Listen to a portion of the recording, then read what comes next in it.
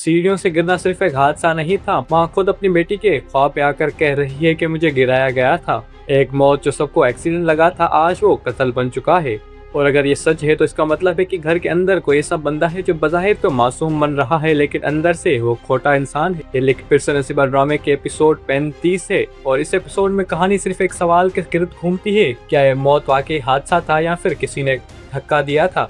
Police इस मामले को जहनी दबाव का नाम देकर बंद करना चाहती थी, लेकिन दोनों कजन्स का एक साथ एक ही छत के नीचे रहना उन्हें खुद शक में डाल देता है और जब तक सच सामने नहीं आता तो हर रिश्ता इस शक के घेरे में रहेगा। दूसरी तरफ खाला अपनी बेटी के साथ घर के जेवर निकालने में लगी है। वो उनको बैग में भरती है चुपके से और जल्दी से, ताकि वो आतर के घर आने से पहले ही इस घर से निकल जाएं। ये जल्दी खुद इस ड्रामे में बता रही है, कुछ तो बात है जो ये दोनों छुपा रही हैं। लेकिन सबसे दर्दनाक मोमेंट तो वो होता है जब एक बाप अपनी बेटी को कहता है कि मुझे शर्म आती है तुम्हें अपनी बेटी कहते हुए। इंतकाम की आग में सही और गलत का फर्क किसी को नजर ही नहीं आ रहा था और इसी आग में ये पूरा घर जल रहा है। सर्द के बीच हीरो की एंट्री होती है और वो निकाह का फैसला करता है। ये मोहब्बत का इजहार नहीं था, बल्कि एक लड़की को इस जाल से बचाने की कोशिश थी। कहता है कि अगर हम दो कजन्स एक छत के नीचे नहीं रह सकते तो मैं इसे जायज बनाऊंगा। ये अल्फाज सिर्फ प्यार के नहीं था, इन लफ्जों में गिल्ट और प्यार दोनों छुपा हुआ है। लेकिन सवाल यह है, क्या वाकई ये मोहब्बत है या फिर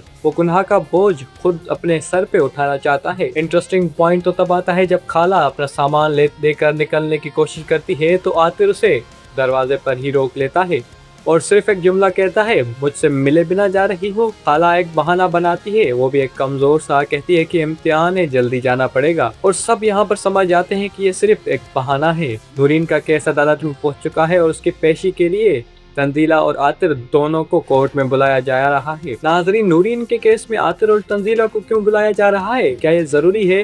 इसका जवाब आगे छुपा हुआ है। मुझे लगता है कि माँ की मौत और नूरीन का केस एक ही वक्त में उठाए जा रहे हैं, तो हो सकता है कि इनके बीच में कोई लिंक हो और शायद खाला का भागना भी सिर्फ जेवर का मसला नहीं होगा, वो भी कुछ छुपा रही है जो इस सारे चीजों को लिंक कर सकता है। नाज़रीन, आपको क्या लगता है, नूरीन इस केस से बच पाएगी? और अगर बच गई तो फिर क्या उसका कोई लिंक है माँ की मौत से? और खाला का क्या रोल है इन सब के बीच में जो ये सब भागने की कोशिश कर रही है? कमेंट्स में जरूर बताइएगा।